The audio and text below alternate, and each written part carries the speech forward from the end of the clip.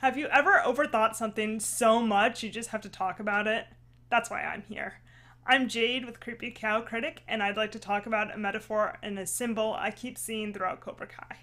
On my fifth rewatch of Cobra Kai, I noticed that trees and roots and everything are everywhere. And I don't just mean in the standard Karate Kid, roots and trees and everything are everywhere, but I noticed this just kept coming up over and over and over again. So I wanted to talk about it, talk about what I found, talk about my thoughts on it, and just all the places this metaphor comes up that really interests me. So to tackle the low-hanging fruit, no pun intended given that we're talking about trees, Miyagi-Do always has had a mention about roots. Miyagi, way back when in the Karate Kid movies, taught Daniel about roots being strong and you building strong character because you have strong roots. That was his whole Miyagi-Do lesson. Inside you have strong root. No need nothing except what inside you to grow.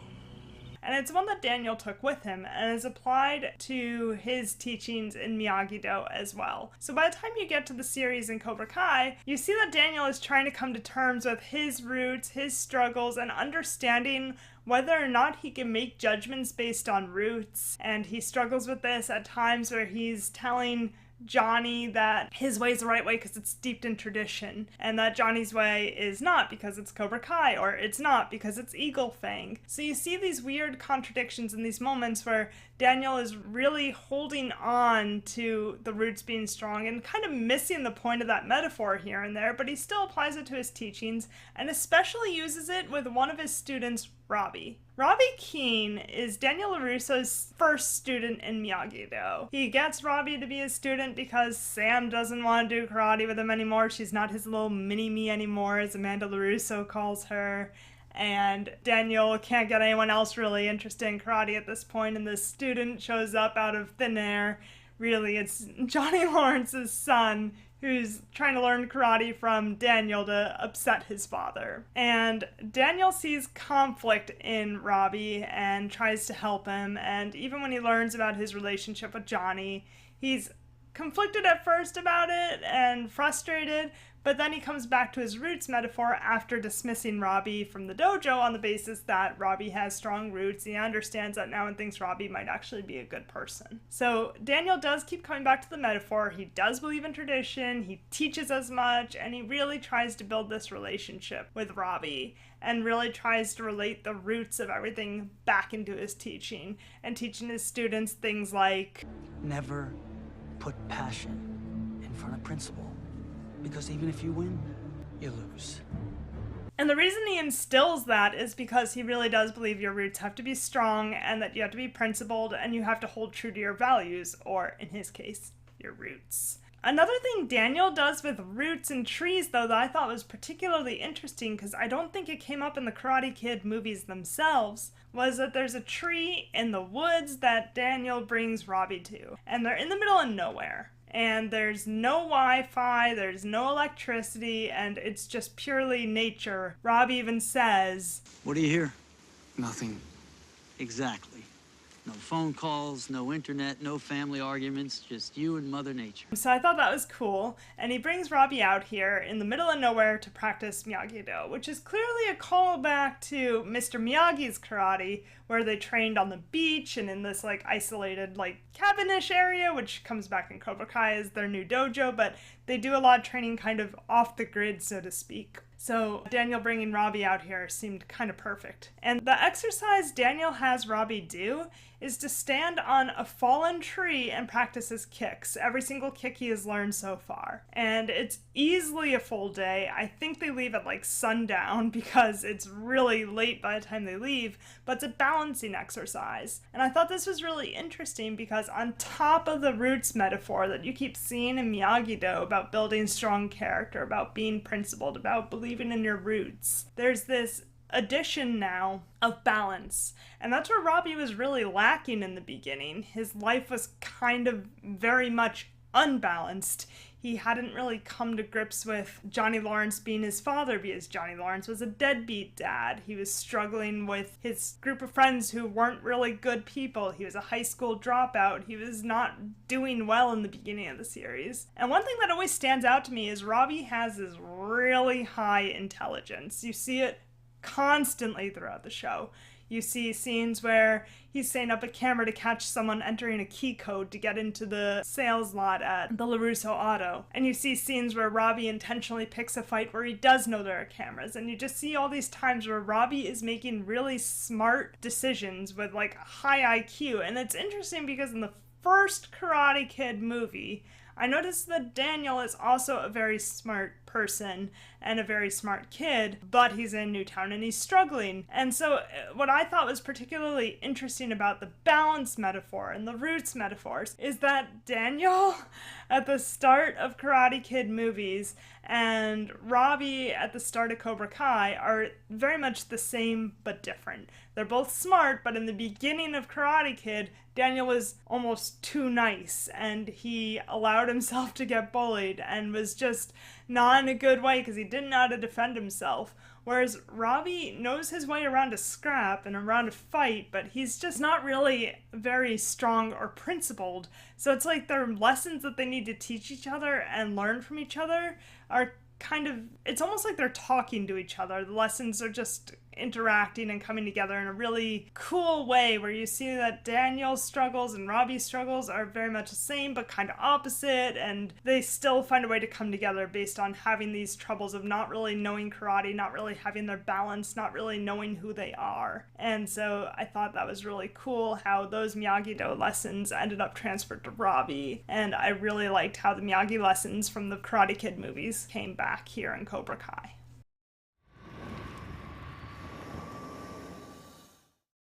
What interested me about trees and roots and stuff from the Cobra Kai perspective is you see Kreese come back to the valley after Johnny Lawrence's dojo wins the All Valley. And in his bid to slowly usurp Johnny Lawrence and take over the dojo, he says the students are ready for Coyote Creek. And what's special about Coyote Creek is that you have never seen it before, but Johnny knows exactly what he's talking about. Because Johnny says, I'm not sure they're ready for that.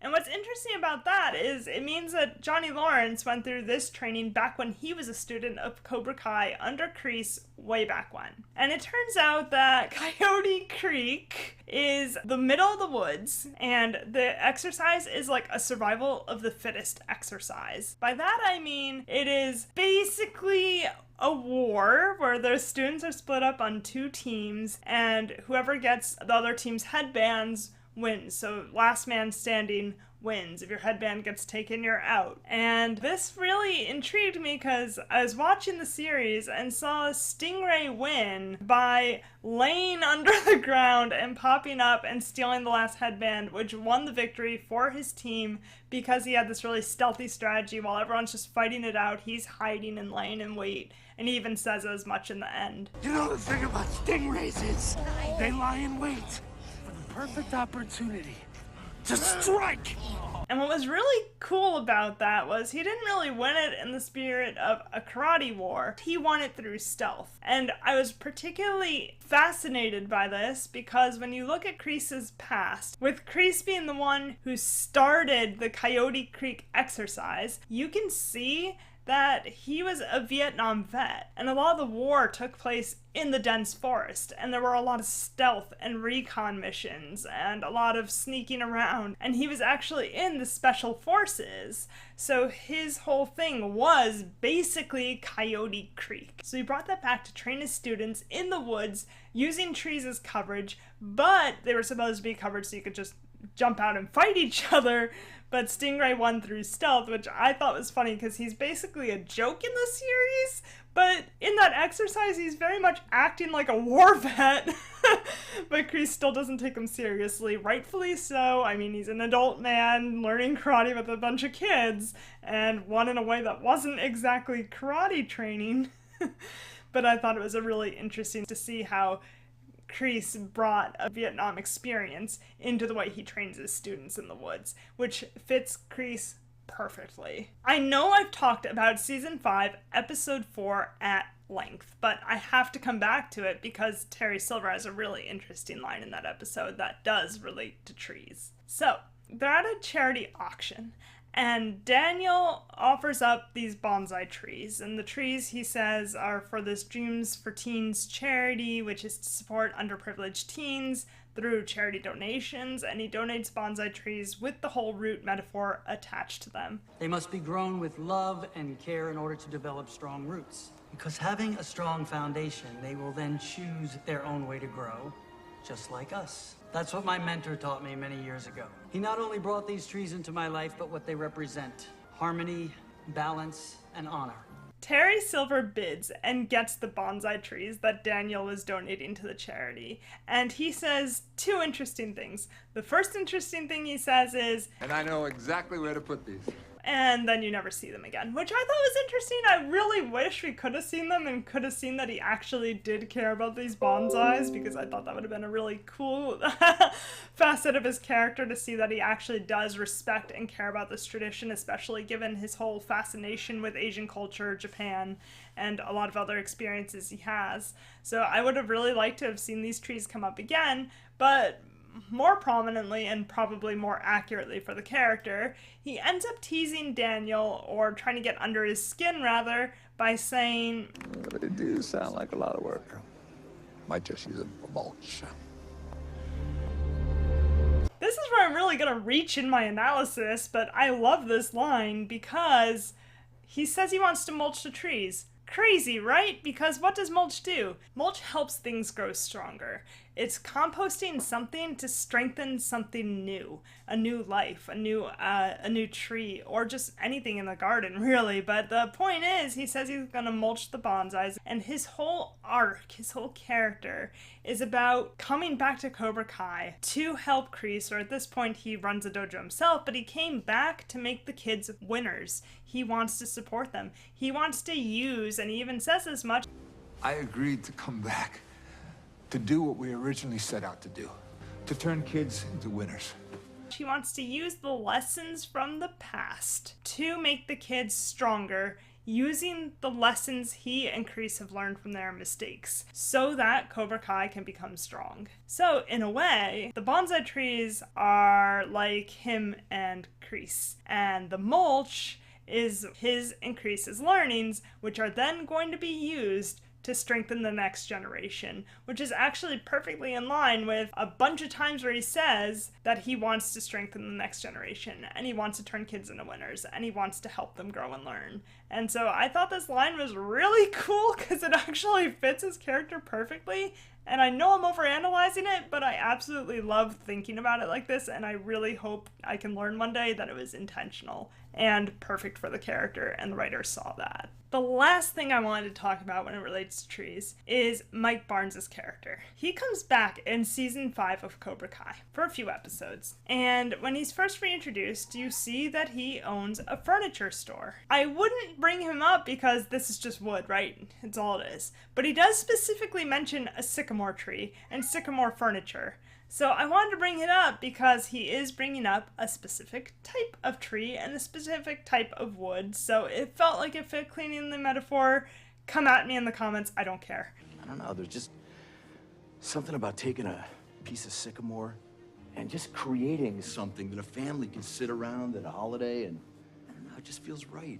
If he hadn't mentioned the type of wood, I wouldn't even be talking about it, but he did mention a type of tree, so here I am. And the reason I wanted to bring this up is because his use of trees as furniture is the only unnatural use of trees in all of these metaphors I brought up so far. It's not about the tree's roots and being like a tree. It's not using a fallen tree for balance as it is in nature. It's not hiding amongst trees in Coyote Creek, and it's not using mulch. It is furniture. It is turning a tree into something. And what I thought was really, really cool about this is Mike Barnes left Cobra Kai forever ago. He has these trees, this history, and has turned it into something else now, where he's completely abandoned it, reshaped it into an art of its own, where he is now working with trees as furniture. And to me, it's like his growth into something a little more unnatural, into something a little different from his roots and from where you came from,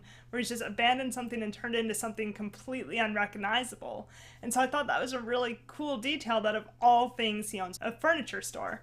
And the furniture, as you can imagine, is sturdy. Furniture is inflexible. Furniture is all these things where it's just very stable, and it's supposed to be very supportive and very balanced. And that's basically what's going on here, is it's a different type of making something balanced, making something new out of something different. And I think that that is really interesting, because when Daniel comes back, he still thinks he's a bad guy and still thinks he's working with Silver, based on a phone call that Daniel overheard Mike having. Hey, listen, I've been telling you to get rid of that Italian piece of shit for years. Ah, flew in from Japan. Wow. Listen, by the time I'm finished with them, they're gonna be unrecognizable. I think I'm gonna start by cutting off their legs. So because he heard this phone call and thinks that Mike is still bad, it's a departure from Mike's roots, and that was something that Daniel couldn't really understand. I think he even said that it's interesting that Mike now has a furniture store, of all things. And it does seem random, but I do like how it carries the tree/wood metaphor. There's a whole other thing I can say about wood and balance and how wood is used in the series, so I'll come back to that another time in a different video, but I really wanted to talk about the furniture in particular and what that looks like for Mike Barnes and how that furniture is like reshaping his life. As one more really cool detail about Mike Barnes and leaving his past behind or reshaping into something new, at the end of season 5, when they are all having the fight in Terry Silver's house, Mike Barnes does not look like he's still as well practiced at karate as Johnny Lawrence and Chosen and everyone they're fighting. It is clear that that part of his past is gone. He's less organized and looks like he's working purely off whatever muscle memory he has.